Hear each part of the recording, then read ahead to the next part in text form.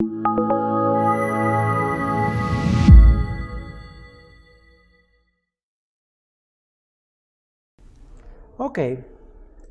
I'm Alejandro Garcia, and today we're going to talk about Nixos for stakepool operators.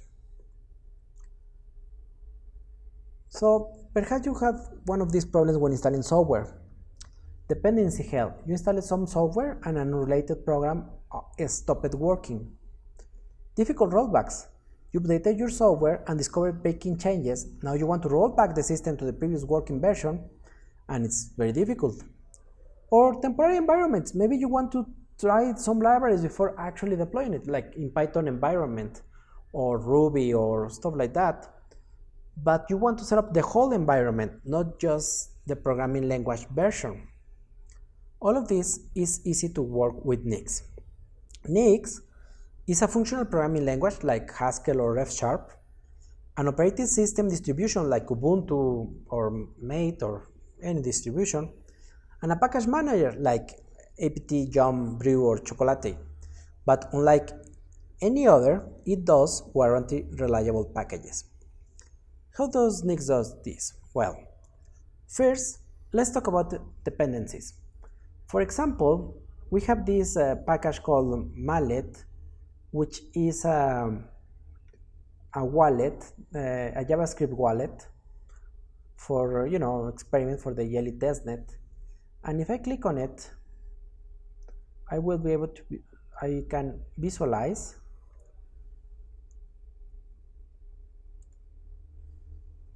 you see here is Mallet, and here are the packages that are its dependencies, and it's drawing all the dependency graph, right?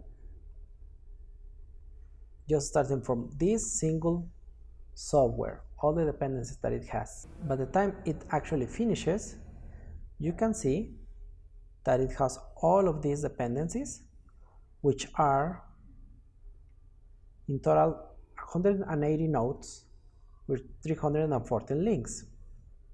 And observe how these packages are named. So we have Mallet, which is a version 2.1.0 and depends, for example, on Sleep 5.2.4 and so on and so on. This because Mallet and all the npm packages use something called semantic versioning. Semantic versioning basically what it means is that when you see a software with these numbers like 1.3.1 means the major version, the minor, or the patch. However, I think it's easier to remember to think of this way. 1.3.1, the first number is a breaking version. So if your library has changed the first number, that means the library has introduced change that breaks previous functionality. Then the minor number means a feature. For example, if this was the library 1.4, it means that we added a new feature to the library, but that we didn't break previous functionality. And the final number is 0.1, for example, and that one means fix, which means that we haven't added or deleted new versions, new models to the library, and just fixed functionality. So in theory, as long as you are not using a new major version, so a new major change on this number, all your software should continue to work.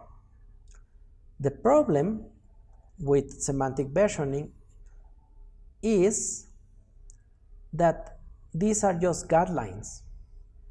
It's not enforced in any way. So, for example, a developer can change the number here in Windows Daily 3.9.0, can change the library, but can keep the number the same, and nobody will complain about it. So, and that brings up dependency hell. So what does Nix does? Nix is different. Nix uses hash versioning. What it means is that apart from the version and the name of the package, the version number and the name of the package, we also use the hash for it as an indicator of the package. And this hash is generated from the binary file of the installation. So let's look how Nix does this. Here I have a new Ubuntu server.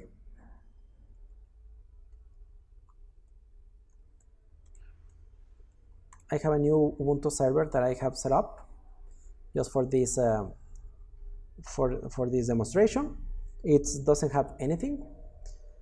And now let's install Nix. So I go to the Nix website, select here Nix, get Nix, and it gives this little instruction right here. Just copy that.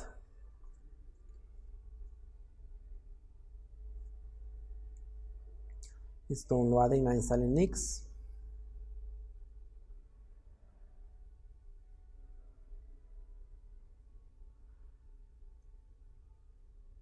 It asks for my sudo password. Created two symlinks in user environment. And it has finished. When it finished, it asks us to set up the environment variables by executing that. And now we have Nix installed on our system. There you go.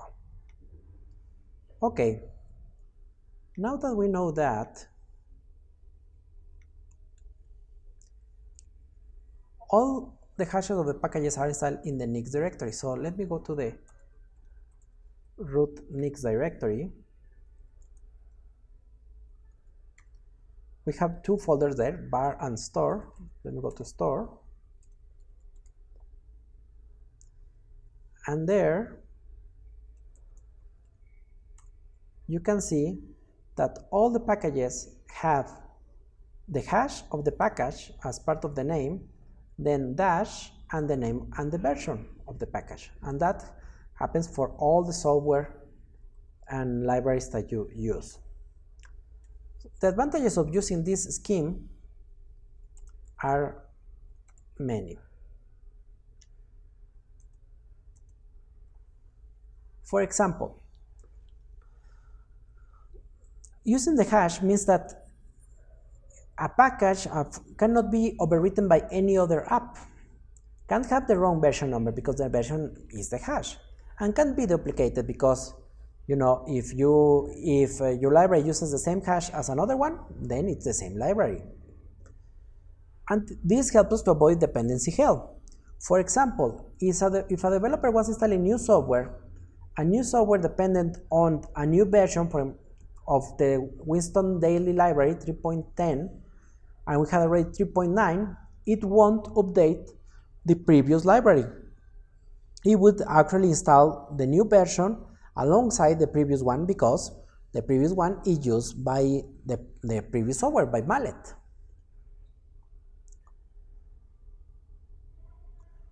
It also helps us avoid naming collisions. For example, if new software use the same library, the same version number of the library, but this new library actually was a different binary, then it will have a different hash.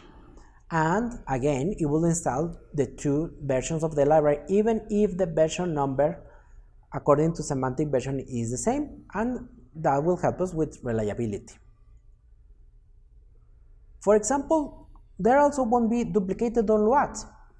If new software depended also on this library with 3.20, and that was on its configuration, when Nix was installing new software, it will see that it already has a library with the same hash, and it won't install it. That way, you know, downloads are faster. Also, there will be no broken installs. For example, if I uninstalled the software Mallet 2.1.0, it will delete all the libraries that depend on it except the ones that are used by another package in the graph. So that way, you know, new software continues to be working even though I uninstalled the original software. So that's pretty cool, you know, very reliable installs. And Nix helps us to create temporary environments through the use of Nix shell and the URL of the configuration file, which we are going to use next. So let's install Jormungandr using Nix. The first thing we need to do is install Nix. We already did that. Now we need to add the binary caches to our Jormungandr configuration. So if you go to the Jormungandr Nix repository on the IRK GitHub repository, you will see it like here. And it suggests to put these lines on the etc nix conf file. I already have that set up for me with just copy paste. Well, I need to create the folder, so etc nix creates the directory. Now I'm going to create the file. There you go. And I have my configuration of Nix with the IHK binary cache, which, you know, it helps a lot with speed of installation. First, let me show you that we don't have gcli installed. So gcli-b shows me command not found, because obviously the command is not installed. Okay, now I'm going to run this Nix shell installation as suggested on the repository. On the repository, it can be done, you know, Nix shell for your man with this instruction here. This has the nice property that it's going to use 3 different faucets. So let me copy paste that to install the Nix shell with 3 faucets.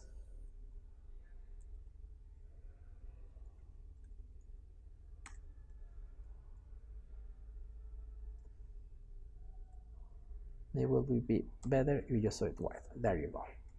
Now white screen. Now it's downloading the packages, and now it's copying path. When you say copying path, is that it's usually is using the HK binary caches, so that, you know, that makes it a lot faster for you to install.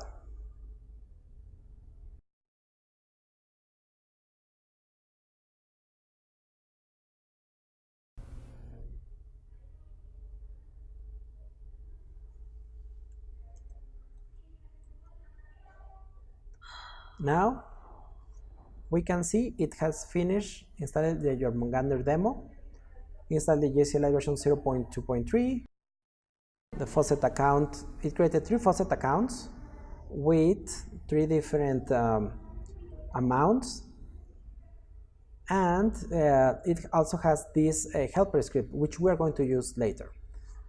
What I want you to pay attention to is that now that my prompt has changed, now it actually says Nix shell tmp Jormungandr.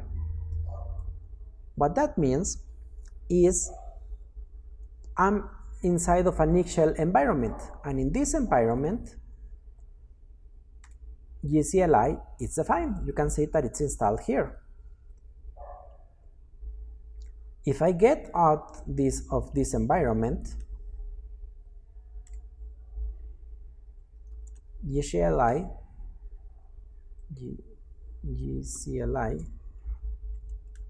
is not defined. Okay, so let me go back to the environment.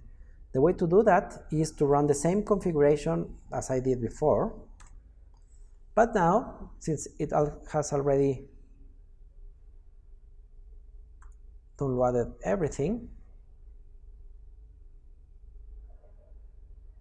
it will do it super fast.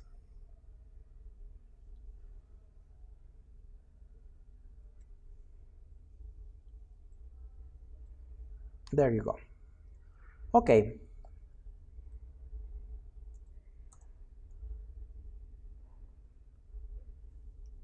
Now let's install the Jormungandr server. In order to do that, I'm actually going to create a different window because I want to have that window available to me.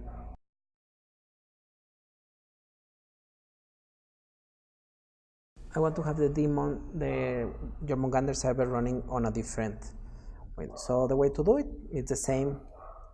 I use the same configuration as I did before.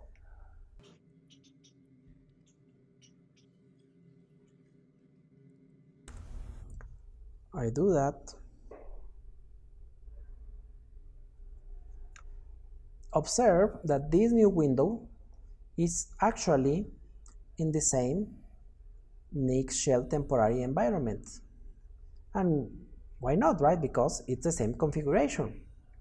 Now, I just need to run Jormungandr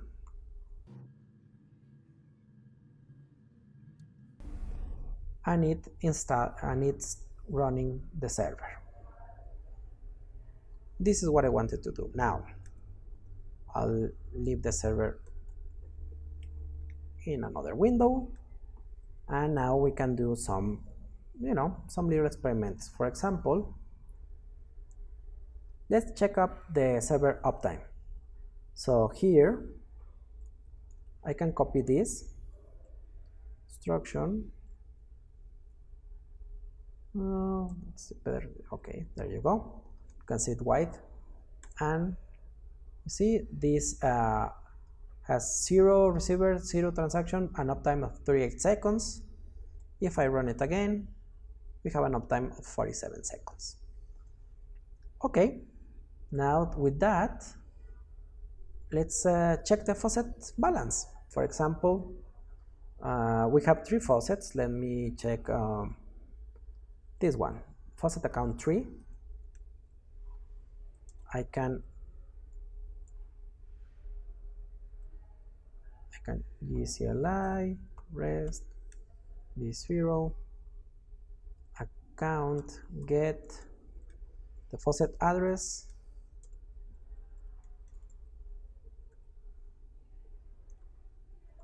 and the API address, and you see we have 34,556 tokens. Okay, now let's send from faucet send money. This uses the first faucet that we have to the third account that we have, the same, and let's send 44 tokens. If we do that, it's a success. This success is success sending the transaction, not success actually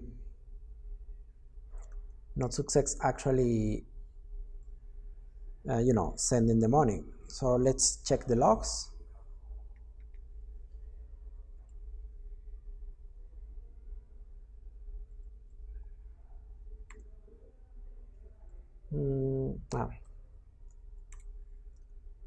There you go. The transaction is pending.